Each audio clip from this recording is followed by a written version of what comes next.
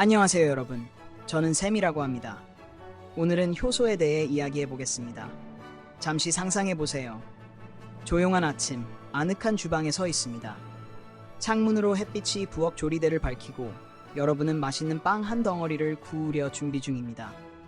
밀가루와 따뜻한 물, 효모, 약간의 설탕, 소금을 정성껏 계량해 반죽을 만들고 숙성시키기 위해 그대로 두었더니 어느 순간 반죽이 몽글몽글 부풀어 오릅니다. 빵을 구워본 적 있다면 이 반죽이 부푸는 이유가 무엇인지 잘 아실 겁니다. 아주 작은 생명체인 효모가 마법을 부리는 듯 움직이는 것이지요.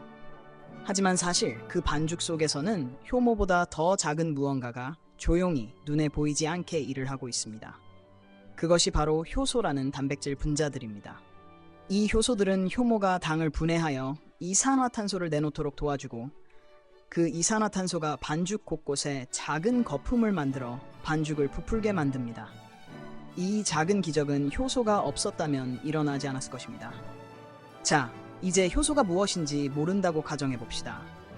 혹은 들어본 적이 있더라도 복잡하고 어려운 과학 용어라고만 생각할 수도 있지요. 하지만 사실 효소는 어디에나 존재합니다. 우리 몸속에도 있어서 아침에 먹은 음식을 소화하고 에너지를 얻도록 도와주며 땅 속에도 있어서 박테리아가 낙엽을 분해해 영양분을 다시 흙으로 돌려놓도록 합니다. 치즈나 와인, 셀 수 없이 많은 제품의 제조에도 효소가 쓰입니다. 한마디로 효소는 특정 화학 반응이 쉽게 일어나도록 연결해주는 맞춤형 중매쟁이 같은 존재입니다. 본격적으로 들어가기 전에 효소에 대해 아무도 몰랐던 시대로 잠시 돌아가 봅시다. 수백 년 전 사람들은 어떤 물질을 음식에 넣으면 특정한 변화가 일어난다는 사실 정도만 알았습니다. 예를 들어 송아지의 위 내막 일부를 우유에 넣으면 치즈가 만들어진다는 사실은 알고 있었지만 왜 그런 일이 일어나는지는 몰랐습니다. 그저 자연의 섭리나 신비로운 힘으로 여기곤 했지요. 사실 그 안에 들어있던 특정 물질이 우유를 응고시키는 과정을 빠르게 만들어준다는 것은 전혀 몰랐던 것입니다. 그 물질이 바로 효소였지만 그 개념조차 없던 시절이었습니다. 시간이 흐르고 사람들의 호기심이 커지면서 과학자들은 좀 더 구체적인 질문을 하기 시작했습니다. 예를 들어 효모가 왜 반죽을 부풀게 하는지, 생명체 안에서 특정 화학 반응이 왜 그토록 빠르고 정확하게 일어나는지를 궁금해했지요. 오늘날 우리는 화학 반응을 분자 단위에서 이해하고 있지만 당시에는 생명력 같은 신비로운 힘이 작용한다고 믿는 이들도 있었습니다. 그러나 일부 과학자들은 어딘가에 존재하는 작은 물질이 이런 반응을 담당하고 있다고 생각하기 시작했습니다. 1833년 프랑스 화학자 앙셀무 파옌과 그의 조수장 프랑수와 페르소즈는 메가보리에서 추출한 물질이 전분을 당으로 분해한다는 사실을 발견했습니다. 이 물질을 디아스타제라고 불렀는데 이것이 역사상 최초로 발견된 효소였습니다. 디아스타제는 전분을 더 간단한 당으로 바꾸는 촉매 역할을 했습니다. 파옌과 페르소즈는 이것이 정확히 어떤 물질인지 완전히 이해하진 못했지만 그들의 발견은 획기적이었습니다. 그 후 몇십 년 동안 과학자들은 디아스타제와 비슷하게 반응 속도를 높이는 물질들을 계속해서 찾아냈습니다. 어떤 물질이 특정 화합물을 더 빨리 다른 물질로 변화시키면 그것이 바로 효소라는 사실을 알게 된 것이지요. 결국 이 모든 물질들을 하나로 묶어 부르게 되었는데 효소라는 단어는 그리스어에서 아내를 뜻하는 접두사와 발효 또는 효모를 뜻하는 단어가 결합된 것입니다. 이는 효모에서 처음 발견된 사실을 기리는 의미이기도 합니다. 하지만 여전히 의문이 남아 있었습니다. 효소가 도대체 무엇으로 이루어져 있을까? 는 생명체 안에만 존재하는 신비한 물질인지 아니면 무생물적인 화학 물질인지 그 실체를 밝히는데 오랜 시간이 걸렸습니다.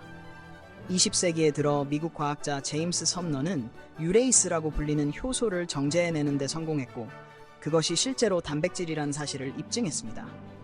이 발견은 아주 중요한 전환점이 되었습니다. 효소가 단백질이라면 단백질 화학에 대한 지식을 활용해 효소가 어떻게 작동하는지 연구할 수 있게 되었기 때문입니다. 그러나 효소가 단백질이라는 사실만으로는 어떻게 단백질이 반응 속도를 빠르게 만들 수 있는지 설명하기에 충분하지 않았습니다. 단백질은 아미노산이 길게 이어져 접힌 구조로 이루어지는데 단순히 구조가 화학 반응을 촉진한다는 것이 납득이 되지 않았지요. 그런데 이후 연구를 통해 효소의 구조적 모양이 매우 중요한 역할을 한다는 사실이 밝혀졌습니다. 이를 이해하기 위해 자물쇠와 열쇠 비유를 자주 합니다. 자물쇠 안쪽에는 특정 모양이 있고 그 모양에 맞는 열쇠만 들어가서 자물쇠를 열 수 있습니다.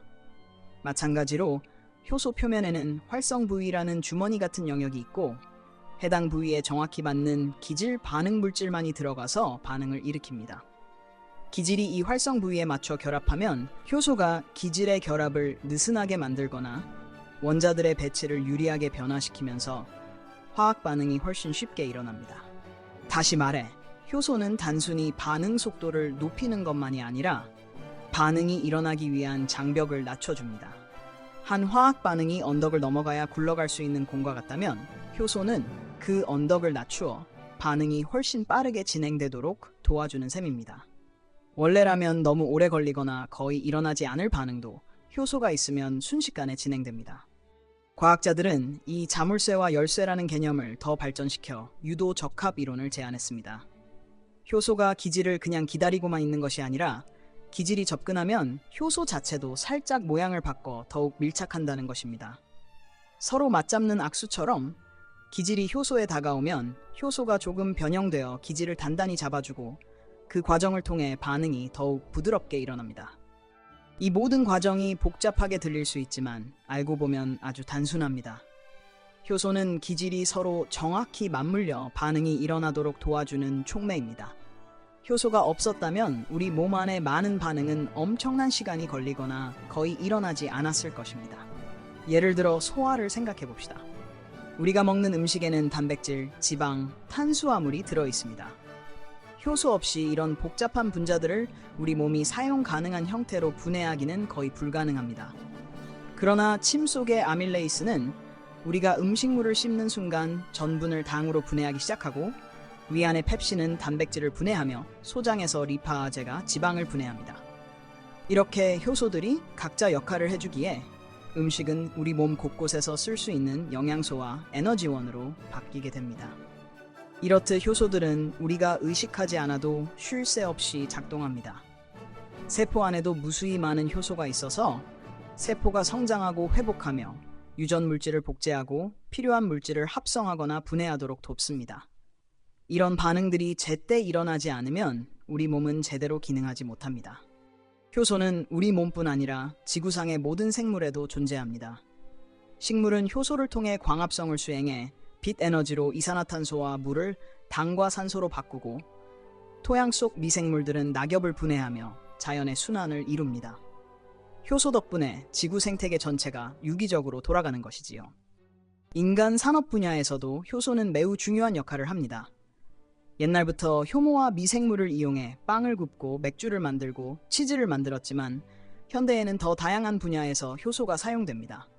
예를 들어 세탁세제에 들어있는 효소는 기름때나 초콜릿, 잔디 얼룩 등을 분해해 더 낮은 온도에서도 쉽게 세탁할 수 있게 해줍니다. 과일 주스를 맑게 만들거나 제지 과정에서 표백을 보다 친환경적으로 진행하고 바이오 연료를 생산할 때에도 효소가 쓰입니다. 강한 화학 물질이나 고온 고압 대신 효소를 이용하면 더 적은 에너지와 자원으로 같은 효과를 낼 수 있기 때문에 효소는 친환경적이고 지속 가능한 미래를 위한 열쇠로 주목받고 있습니다. 이처럼 효소에 대한 이해는 과거 효모나 송아지 위에서 뭔가 신비로운 물질이 나온다는 막연한 인식에서 시작해 지금은 정교하게 설명 가능한 이론으로 발전해 왔습니다. 하지만 이 여정이 순탄했던 것만은 아닙니다. 초창기에는 무생물인 효소가 어떻게 살아있는 존재에만 일어나는 반응을 일으키는가라는 회의적 시선이 많았고 효소가 단백질이라는 사실이 밝혀지고 나서도 단백질 구조가 워낙 복잡해 그 작동 메커니즘을 알아내기까지 많은 연구와 노력이 필요했습니다. 현대 과학은 더 세밀한 수준에서 효소를 연구하고 있습니다.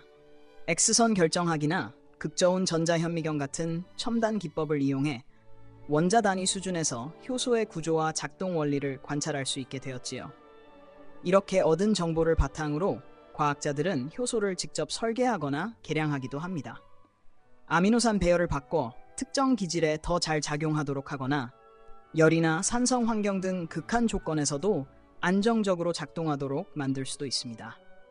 이를 통해 플라스틱 쓰레기를 분해하거나 오염 물질을 무해한 물질로 바꾸고 더 효율적인 바이오 연료를 만드는 등 다양한 가능성을 열어가고 있습니다. 의학 연구와 의료 분야에서도 효소는 빼놓을 수 없는 존재입니다. 특정 효소가 제대로 작동하지 않아서 일어나는 질병도 있고, 이를 교정하거나 보완해주는 방법을 찾으면 병을 치료하거나 증상을 완화할 수 있습니다. 예를 들어 유당을 분해하는 효소가 부족하면 유당 불내증이 생겨 우유나 유제품을 먹었을 때 속이 불편해집니다. 이 경우 효소 보충제를 활용하거나 식단을 조절하는 방식으로 대처할 수 있지요. 또 혈액 속 어떤 물질의 농도를 측정할 때 그 물질과 특이적으로 반응하는 효소를 이용하는 경우도 많습니다.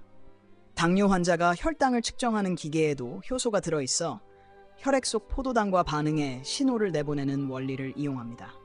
결국 효소의 복잡함과 다양성은 곧 생명의 복잡함과 다양성을 반영합니다.